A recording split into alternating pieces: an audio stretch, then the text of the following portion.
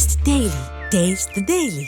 SVC Aditya Ram movies தயாரிப்பில் சங்கர் இயக்கத்தில் ராம் சரண் நடிக்கும் கேம் சேஞ்சர் ஜனவரி 10 முதல். இதை பப்ளிஷ் பண்ணி மீடியா ஹவுஸ் இருக்காங்க, அந்த எஃப்ஐஆர்ல வரி அதை பத்தி எடுத்து போடுறாங்க அப்படின்னா அது அஃபென்ஸ். எல்லா கேஸ்லயும் ஐடென்டி வெளியே தெரியுது. இது எல்லாமே காவல்துறையால தான் நடக்குது. நிர்மலா தேவி கேஸ்ல 4 பெண்களையும் போய் மீடியா போய் பேட்டி எடுத்தாங்க தெரியுமா உங்களுக்கு? எப்போ எப்படின்னா அவங்க அடையாளம் எல்லாம் தெரியுது. எஃப்ஐஆர் போட்டுட்டோம், அரெஸ்ட் பண்ணிட்டோம், காலை உடச்சிட்டோம், மாவு கட்டு போட்டோம், இதெல்லாம் சென்சிட்டிவ் இல்லாம மிச்ச எல்லா விஷயங்களும் பண்ணா பிரயோஜனம் இல்லாம போகுது. யார் வேணாலும் வீடியோ எடுக்கிறாங்க. வீடியோ எடுக்கிறது மிரட்டுறதுங்கிறது மிகப்பெரிய சமீப காலத்துல ஒரு அஃபென்ஸா இருக்கு. இல்ல இதுல 2 பார்ட் இருக்கு. ஒரு பார்ட் என்ன பண்ணணும்னா இந்த விஷயம் எப்படி நடந்துச்சுன்னு நீங்க என்கொயரி பண்ணணும். ஃபியூச்சருக்கு கைட்லைன்ஸ் ஃப்ரேம் பண்ணணும். பெண்களுக்கு எதிரான எல்லா குற்றங்களிலும் பாதிக்கப்பட்டவர்களுடைய பெயர், பெண்கள், குழந்தைகளுக்கு இது எல்லா சட்டங்கள்லையும் இருக்குது. இதில் பிஎன்எஸ்ல 72 ப்ரொவிஷன் அந்த ஐடென்டிட்டியை வெளியே தெரியக்கூடாதுன்னு சொல்கிறாங்க.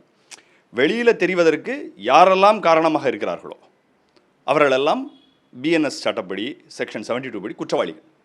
இதை பப்ளிஷ் பண்ணி மீடியா ஹவுஸ் இருக்காங்க, அந்த எஃப்ஐஆரில் வரி அதை பற்றி எடுத்து போடுறாங்க அப்படின்னா அது அஃபென்ஸ். அதில் அப்போ இதுக்கு எப்படின்னா இதில் டெக்னிக்கலாக தப்பிக்கிறதுக்கான ஒரு வழிமுறைகளை கமிஷனர் சொல்கிறாரு. அது ஏற்றுக்கொள்ளக்கூடியது கிடையாது. ஏன்னா இது காமன் சென்ஸ் தானே. இது அப்லோட் பண்ணால் இதுக்கான டெக்னிக்கலான விஷயங்களை எல்லாத்தையும் தடுக்கணும்ல. இது டெக்னிக்கலாக உள்ளதுக்கு சொல்லி தப்பிச்சிக்க முடியுமா? அவங்களுடைய அடையாளம் இப்போ வெளியே தெரிஞ்சிருச்சே. அப்போது இதில் அந்த இன்வெஸ்டிகேஷன் ஆஃபீஸர் இவங்கெல்லாம் அந்த காவல்துறைக்கு இதில் பொறுப்பு இருக்குது. அந்த ரெஸ்பான்சிபிலிட்டியை பற்றி பேசாமல் அவங்கள காப்பாற்றுவதற்காக பேசுவது சரி கிடையாது. அந்த இன்வெஸ்டிகேஷன் ஆஃபீஸர் தான் இதுக்கு பொறுப்பு. அங்கே உள்ள கான்ஸ்டபிள் அப்லோட் பண்ணியிருக்கலாம்.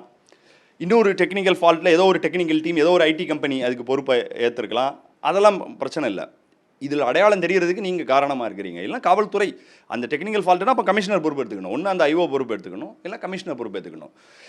இதில் தமிழக காவல்துறை இப்போ இல்லை, பொள்ளாச்சி கேஸில், எம்கே யூனிவர்சிட்டியில் நடந்த நிர்மலா தேவி அந்த வழக்கில் எல்லா கேஸ்லையும் ஐடென்டி வெளியே தெரிஞ்சிருக்கு.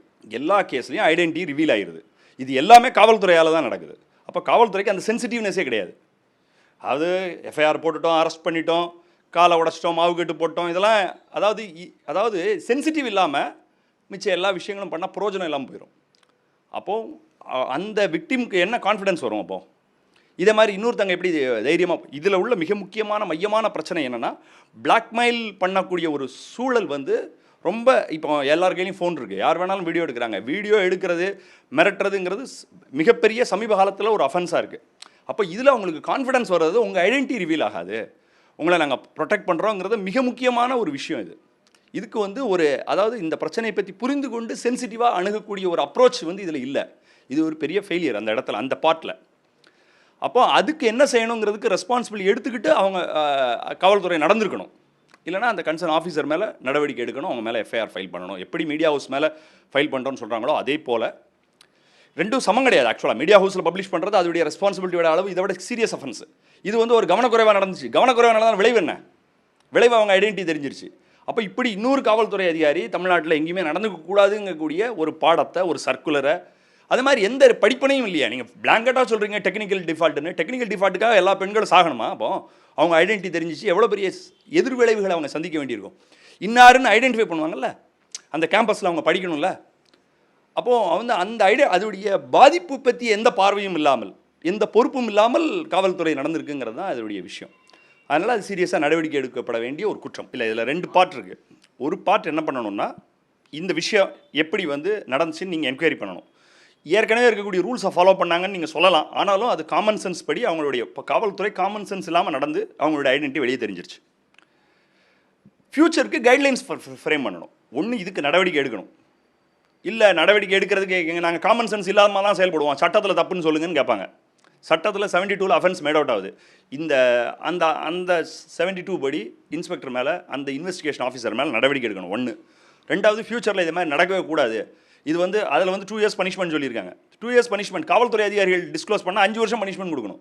நீங்கள் எப்படி டிஸ்க்ளோஸ் பண்ணலாம்? அதாவது இன்வெஸ்டிகேட் பண்ணக்கூடிய அந்த ஆஃபீஸரை தவிர அவருக்கு கூட இருக்கக்கூடிய போலீஸ் ஆஃபீஸர்ஸு கூட வர்றாங்களா, அவங்களுக்கு கூட தெரிய வேண்டியதில்லை அவங்களுடைய என்டையர் டீட்டெயில் ஐடென்டிட்டி. அப்போ நீங்கள் வெப்சைட்டில் அப்லோட் பண்ணணும்னு நீங்கள் வச்சுருக்கிறதே தப்புன்னு நான் சொல்கிறேன். வெப்சைட்லேயே நீங்கள் எஃப்ஐஆர் அப்லோட் பண்ண வேண்டிய அவசியம் இல்லை. நேமெல்லாம் பிளாக் பண்ணி கட் பண்ணிவிட்டு தான் நீங்கள் அதுக்கு தனி எஃப்ஐஆர் ஆக்கிடணும். கோர்ட்டில் நாங்கள் போடும்போது கேஸ் ஃபைல் பண்ணும்போதே செக்ஷனில் ஃபைல் பண்ணுவோம். லிஸ்ட்டில் வரும்போது எக்ஸ்ன்னு வருது, விமன் சம்மந்தப்பட்ட கேசஸ்லாம். அது கைட்லைன்ஸ் இருக்குது அப்படி. ஏன்னா அந்த அளவுக்கு நீங்கள் ஒரு இடத்துல லீக் ஆனால் அதோடைய விளைவு என்ன? கம்ப்ளீட்டாக லீக் ஆகும். ஒரு இடத்துல லீக் ஆனால் நீங்கள் நிர்மலா தேவி கேஸில் 4 பெண்களையும் போய் மீடியா போய் பேட்டி எடுத்துட்டாங்க தெரியுமா உங்களுக்கு? எப்போ எப்படின்னா அவங்க அடையாளம்லாம் தெரியுது. அடையாளத்தை நீங்கள் ரிவீல் பண்ணுறீங்க. அப்போ ஒரு அடையாளத்தை ரிவீல் பண்ணுறதுங்கிறது தொடர்ச்சியாக காவல்துறை செஞ்சுருக்காங்க. கடந்த 10 வருஷமாக எல்லா அஃபென்ஸ்லையும் அடையாளம் வெளியே தெரியுது. அப்போ காவல்துறை இதை பற்றி என்ன ரெஸ்பான்சிபிளோட பதில் சொல்லணும் அப்படிங்கிறத நான் கேட்குறேன். Taste Daily. Taste the Daily. SVC Aditya Ram movies தயாரிப்பில் சங்கர் இயக்கத்தில் ராம் சரண் நடிக்கும் கேம் சேஞ்சர் ஜனவரி 10 முதல்.